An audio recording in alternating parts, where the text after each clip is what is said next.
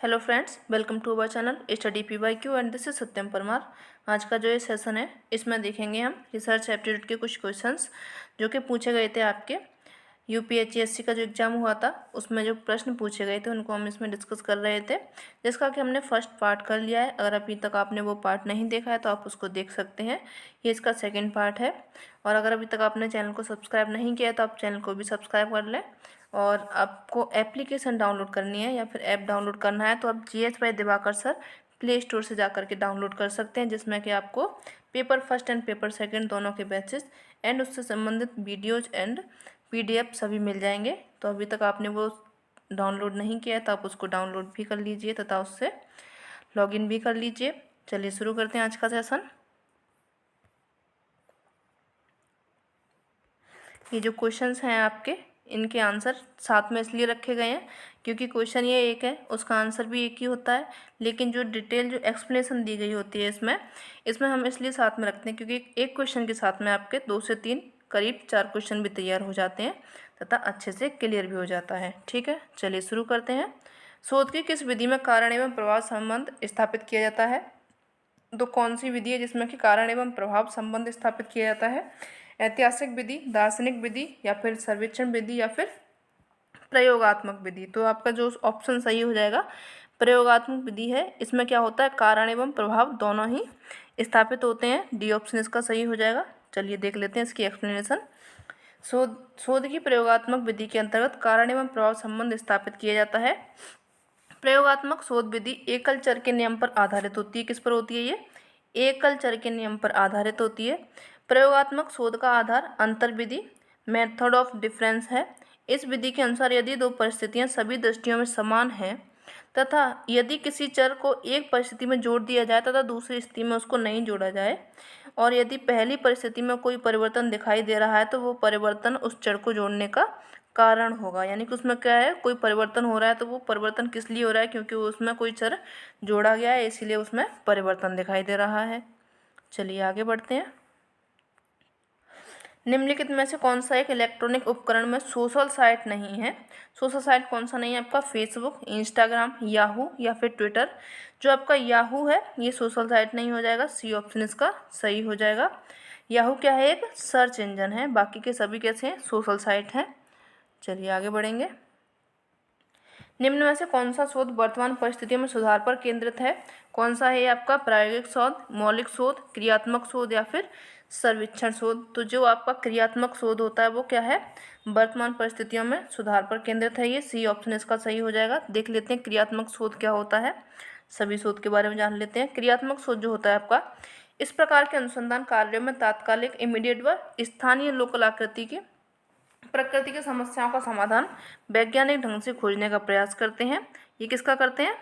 तत्कालिक जो हाल ही में हुई है तथा स्थानीय जो लोकल होती है उस प्रकृति की समस्याओं का समाधान ये खोजते हैं। मौलिक शोध क्या होते हैं? मौलिक शोध इन्हें मूल अनुसंधान या फिर विशुद्ध अनुसंधान भी कहा जाता है।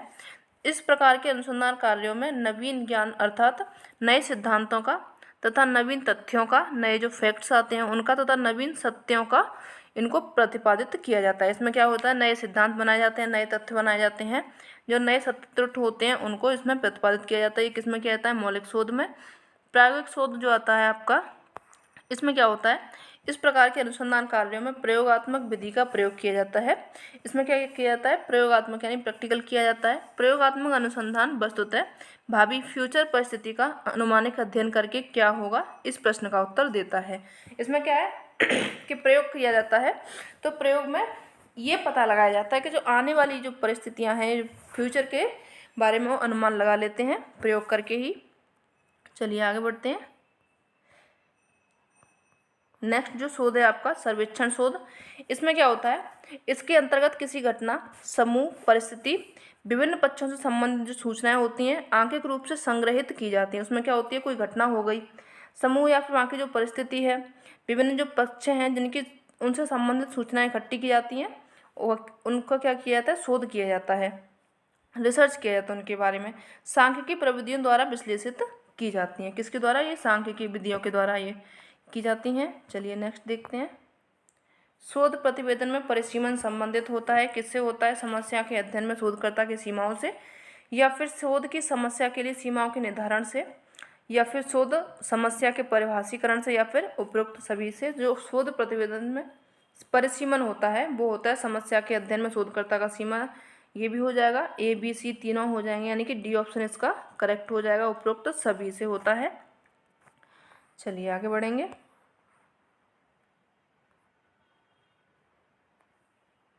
यदि एक शोधकर्ता सामाजिक आर्थिक स्थिति के 3 स्तरों में से संबंधित विद्यार्थी की चिंता की तुलना करना चाहता है तो इससे संबंधित प्रदत्तों का विश्लेषण किया जा सकता है किसके द्वारा?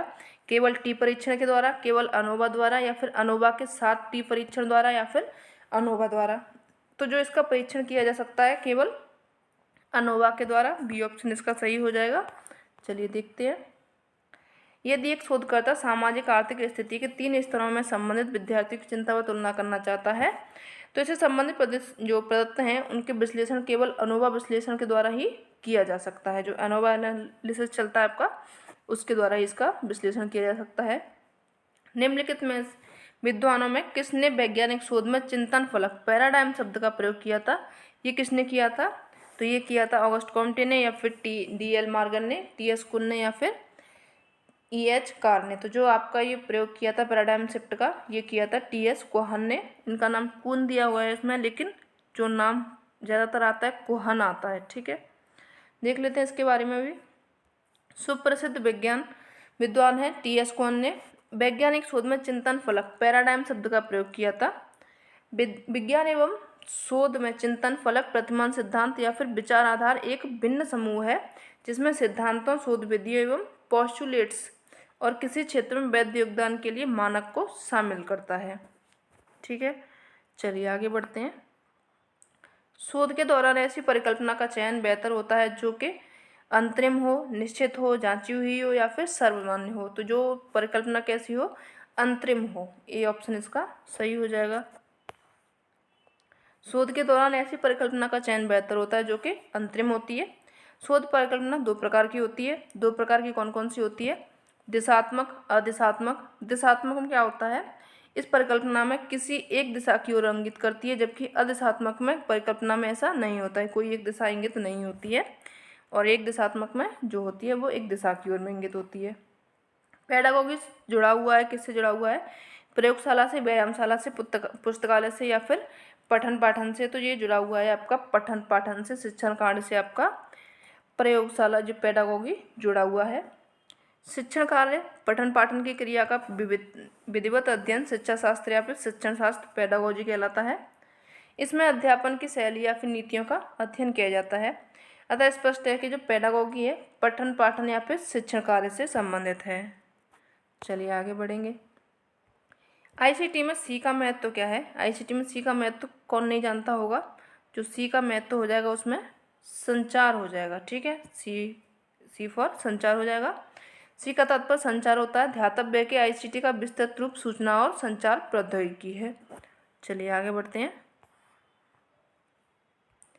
शोध में एक व्यक्ति को केवल वस्तुनिष्ठ होना चाहिए या व्यक्तिनिष्ठ और वस्तुनिष्ठ दोनों होना चाहिए? तो उसमें जो शोध में जो व्यक्ति होता है उसको वस्तुनिष्ठ होना चाहिए। ए ऑप्शन इसका सही हो जाएगा। चलिए देख लेते हैं इसके बारे में भी। शोध में किसी व्यक्ति को केवल वस्तुनिष्ठ होना चाहिए क्योंकि किसी मनोवैज्ञानिक या किसी शैक्षणिक परीक्षणों को उत्तम कहलाने के लिए आवश्यक है कि उसमें वस्तुनिष्ठता का गुण हो। कैसा हो? उसमें वस्तुनिष्ठता का गुण हो, क्योंकि जब परीक्षण में वस्तुनिष्ठता होती है तो परीक्षक शोध कार्य करने वाले को अपनी इच्छा, पूर्वाग्रह, पक्षपात आदि का प्रभाव शोध पर परीक्षण नहीं पड़ता। यानी कि क्या होती है, जब उसमें वस्तुनिष्ठता होती है तो उसके कोई इमोशंस नहीं दिखते हैं, उनका पक्षपात नहीं देख सकते। जो वस्तुनिष्ठता होती है, आप ऑब्जेक्टिव सब देखते हुए होंगे कि अगर जो सही है वो सही है, गलत है वो गलत है। चलिए आगे बढ़ेंगे।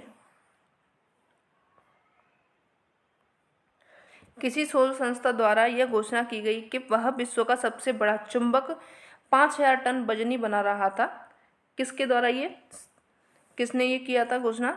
CERN सर्न जेनेवा ने, भाभा आणविक शोध संस्थान भारत में, या फिर national aeronautics and space administration NASA, या फिर भारतीय अंतरिक्ष शोध संस्थान। तो ये होगा इसका आंसर बी हो जाएगा इसका, भाभा आणविक शोध संस्थान भारत हो जाएगा। ठीक है फ्रेंड्स, अगर आप तैयारी करना चाहते हैं किसी भी कॉम्पिटिटिव एग्जाम की जिसमें कि आपको हिस्ट्री, पॉलिटी, ज्योग्राफी मतलब संपूर्ण जीएस चाहिए, आपको साथ में हिंदी भी चाहिए, तो आप मेरा एक और चैनल है कॉम्पिटिटिव क्लासेस सत्यम परमार, आप सर्च करेंगे तो वो आपको मिल जाएगा, जिसमें कि आपको PYQs, डिटेल सेशन, जो इम्पोर्टेंट पॉइंटर हैं वो भी सभी कराए जा रहे हैं। साथ ही साथ में जो घटना चक्र है और लुसेंट है वो भी कराया जाएगा। NCERT का भी चल रहा है, तो अगर आपने अभी तक वो चैनल सब्सक्राइब नहीं किया है आप उसको भी सब्सक्राइब कर सकते हैं।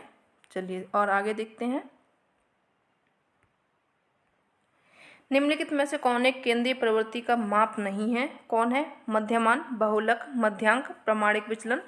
तो जो माप नहीं है केंद्रीय प्रवृत्ति का वो हो जाएगा आपका प्रामाणिक विचलन। डी ऑप्शन इसका सही हो जाएगा।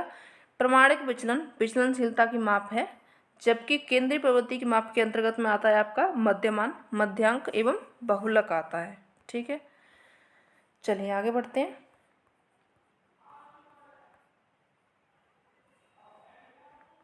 निम्नलिखित में से कौन एक वर्णनात्मक शोध का प्रकार नहीं है? सहसंबंधनात्मक है, या फिर तुलनात्मक, सर्वेक्षणात्मक, या फिर प्रायोगिक। तो जो वर्णनात्मक शोध का प्रकार नहीं वो हो जाएगा आपका प्रायोगिक हो जाएगा। डी ऑप्शन इसका सही हो जाएगा। बाकी के सभी किसके अंतर्गत आ जाएंगे? आपके वर्णनात्मक शोध के अंतर्गत आ जाएंगे। चलिए आगे बढ़ते हैं। एक अच्छा अनुसंधान निम्नलिखित 4 चरणों में होता है। उद्देश्य की स्थापना, आंकड़ों का विश्लेषण, आंकड़ों को एकत्र करना, या फिर निष्कर्षों की व्याख्या करना। इनको सही से लगाना है। तो सबसे पहले क्या करेगा? वो एक उद्देश्य बनाएगा। ए सही हो जाएगा इसका। सबसे पहले में ए आ जाएगा, उद्देश्य की वो स्थापना करेगा।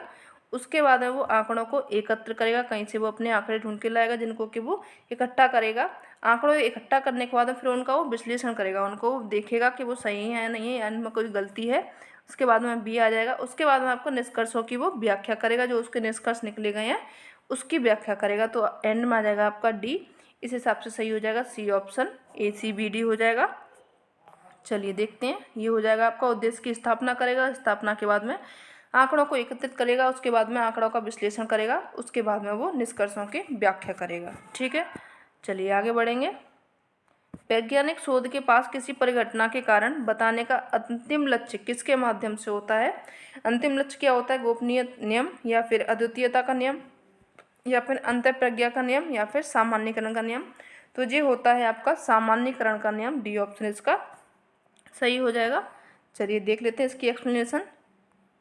एक मिनट। वैज्ञानिक शोध सुसंगठित, संरचित, क्रमबद्ध तरीके से डेटा प्राप्त करने, विश्लेषण करने तथा व्याख्या करने की सुव्यवस्थित विधि है। इसे सैद्धांतिक शोध भी कहा जाता है।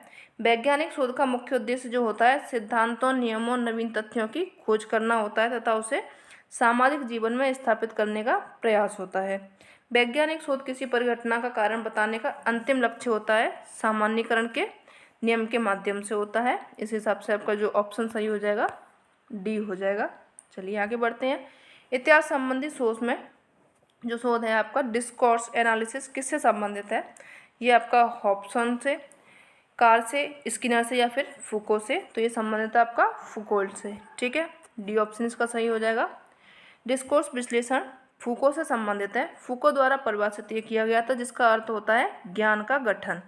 ज्ञान का गठन के तरीके से सामाजिक प्रथाओं के साथ युक्तिपरकता के रूप में और शक्ति संबंध जो इस तरह के ज्ञान और उनके बीच संबंधों में निहित है, उसका प्रवचन और सोचने और अर्थ उत्पन्न करने के तरीकों को कहीं अधिक होता है। ये जो होता है इसका डिस्कोर्स का मतलब होता है ज्ञान का पठन, उसके तरीके होते हैं, किस तरीके से हमें ज्ञान को पढ़ना चाहिए, जो ज्ञान का गठन करना चाहिए, किस तरीके से उनको बनाना चाहिए।